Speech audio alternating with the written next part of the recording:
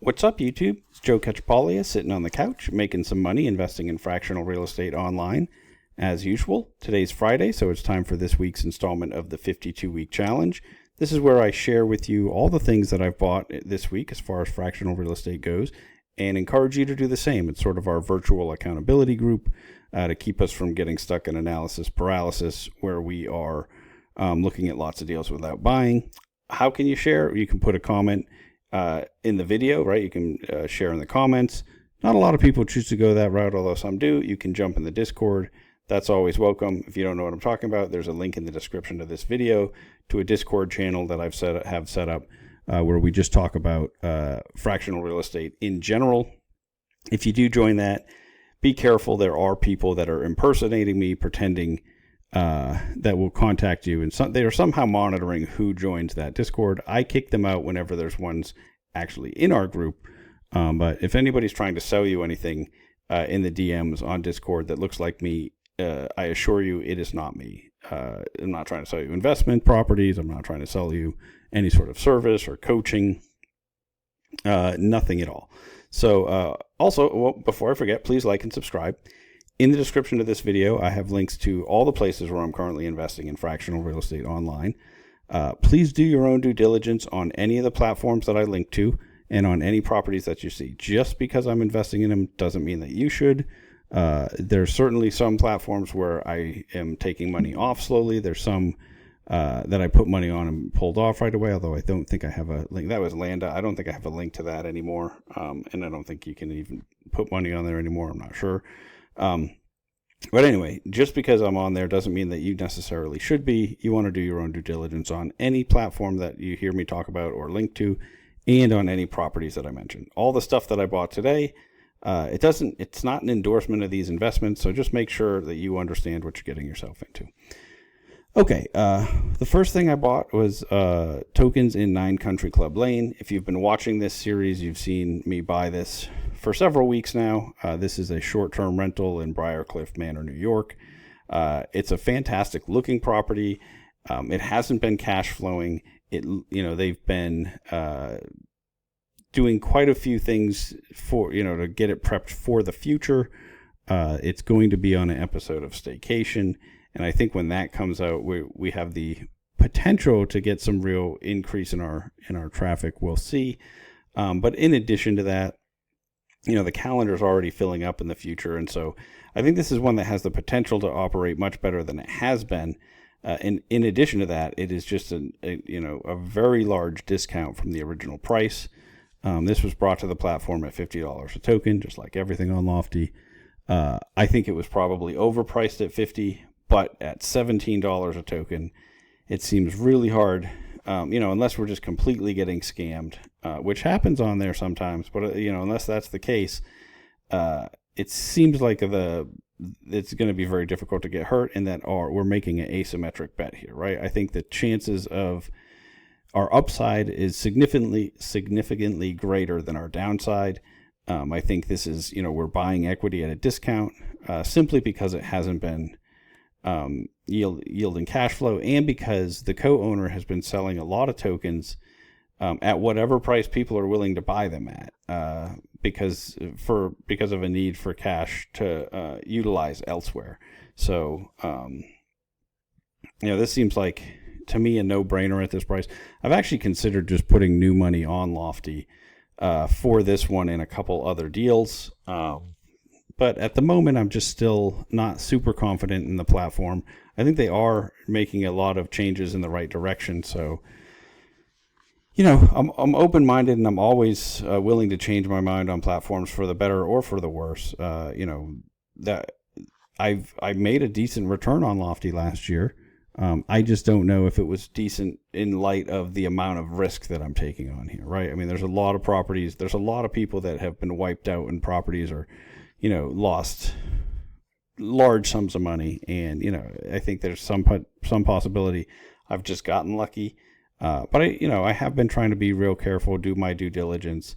And I think that I'm making bets that, over the long run, I should make more than I lose. And hopefully significantly more. But that's everything I bought on Lofty this week. On Groundfloor, let's see, I bought 2 LROs, which is a limited recourse obligation, which is just a small piece of a fix and flip loan.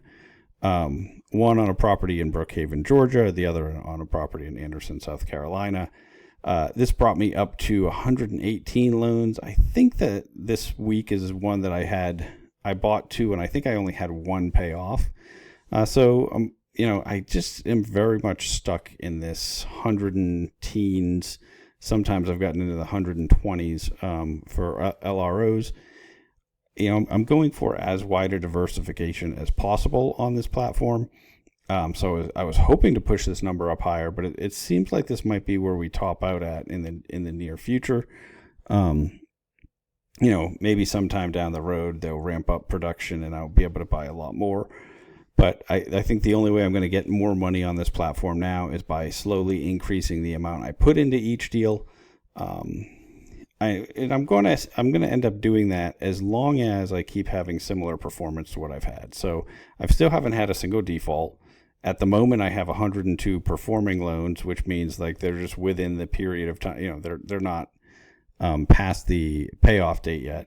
I have 16 that are extended, which means that they still expect to get paid, but it's for some reason it's not getting paid off in time. None in default yet, and so I haven't had a single default yet. If you look at my closed loans, I've had quite a few that got extended. A lot of these got paid off during that artificial payoff that happened last year, where they just were basically taking LROs and moving them to a different product. So I don't know if I got saved from like early defaults from that move or not, but in any case, I still haven't had any.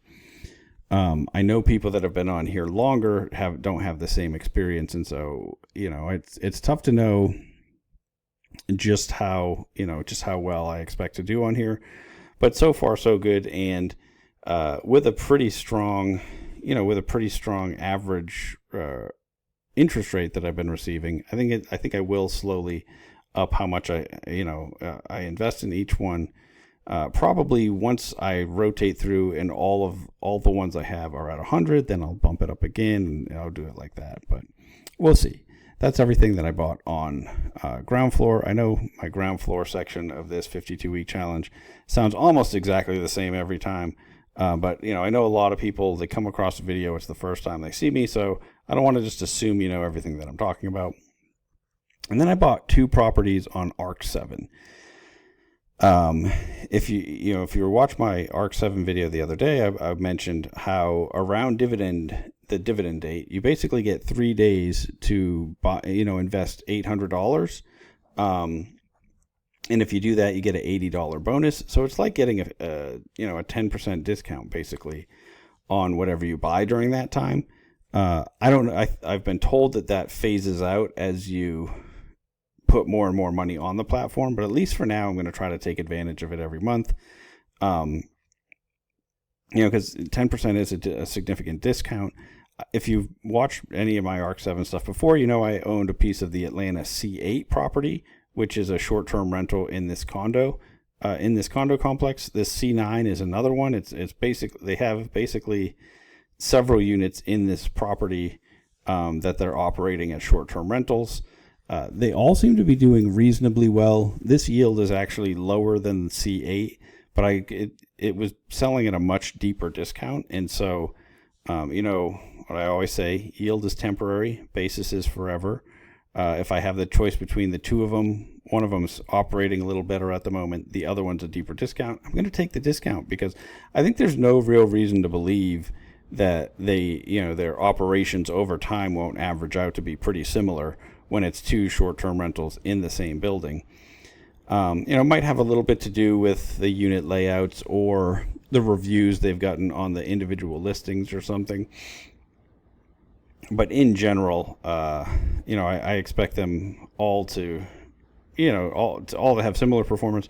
It's one reason why I won't buy too much of these either, right? It is, at the moment I don't have a ton of money in either of them, but I don't want to have too much concentration in this one condo complex. So I'll probably, have to branch out and buy a little bit in some other properties as well, which I did this week. So one of the things, I had a little bit of money left over. I put my order in, and because of the way their order book works, I still haven't figured it out exactly, and I wasn't sure. I mean, at the time there was different numbers, but I wasn't sure if there were enough at a specific price, or if some of those had been accounted for. So I put a slightly higher price.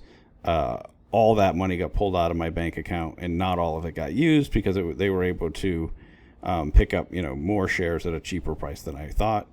And so because of that, I had just a couple. I think I had like $30 left over, so I bought a couple shares of this one here, which is the Tampa S10. I did a video on this before because it's one that I've bought a piece of early on, almost entirely because of the discount, right? I mean, you can see it's a very low yield, and actually in this current month, they had a net operating income loss, or a net operating loss. I don't know. I guess it's not income. I don't know. But anyway, but you can see there was a large repair and maintenance bill this month. And one of the things, ARK7 doesn't have an easy way to go back and look at what this was last month or prior months. When you click on charts, it just shows you a pie chart of this month's performance.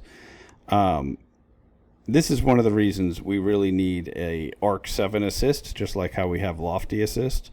So Limas, if you're watching this, come on, get on this. As soon as I don't know why the platforms don't want to give us historical info or at least present it.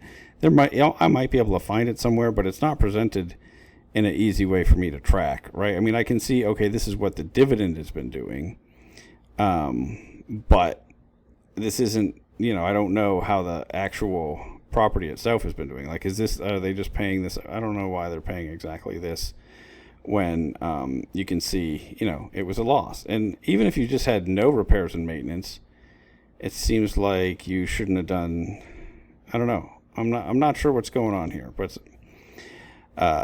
regardless, this low yield isn't the reason that I'm in this property.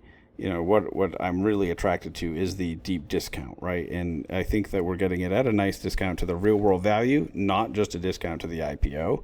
That's something that you really have to pay attention to, because sometimes, and you don't see this as much on ARK7 at the moment, although there are a few instances. It's much more common on Lofty to see something that's at a huge discount to the IPO, but it's not really at a big discount to the real world value. There's at least one of those properties on ARK7 that looks to be the case, where I keep seeing, oh wow, look at that discount, but then I look up the real world value and I think, no, I think they just really overpaid initially. So we'll see. One of the things to think about is how long is this holding period really going to be, because the benefit of that discount we have to spread out over our holding period. Now we will get presumably some appreciation over time, and hopefully, our yield continues and maybe even grows. But my main, where I believe that the real value is on, at least for this property, is coming from the deep discount that we're buying the property at. And so, that gets eroded over time. Like, as far as, let's say if it's a 15% discount, but we hold it for 3 more years, well, that's only really 5% a year. And it's even less than that because it's not compounding. Although with some appreciation, the full number, the 100% number, should appreciate, where we only paid 85% or whatever that number is. So, it's not as if I think it needs to sell next year for me to be happy with these, especially the ones like the C10, where, we do have at least a mid to, well, this one's a mid single digits. The other ones that are at 7 or a little higher than 7, those ones I don't mind holding for quite a while, especially, as long as, but only because I'm also getting a discount on the property, right? If the whole value proposition was, I'm buying this, I'm getting 5% for as long as I hold it, and then we sell it and break even on the sale, I wouldn't be interested in this deal at all. I mean, that's, I think we can do significantly better, but if we're getting the 5% the whole time, plus whatever discount we got, plus whatever actual market appreciation we see over the hold period, well, then that all of a sudden gets pretty, to where it could be pretty exciting. And by buying it at a discount, it limits our downside, right? Because I think if we had to liquidate, we'd have the opportunity to do so without losing a ton of money. Maybe still lose, but hopefully not a ton, right? That's everything that I bought. Please share what you're buying, what platforms you're looking at, what your strategies are. The more that we can help each other. Now, obviously, on platforms like Lofty and ARK7 and, Arrived, whose secondary market, should just be opening today. All of those, obviously we're competing for the best deals. So you don't necessarily have to say, okay, I'm buying this exact property if it's on one of those platforms.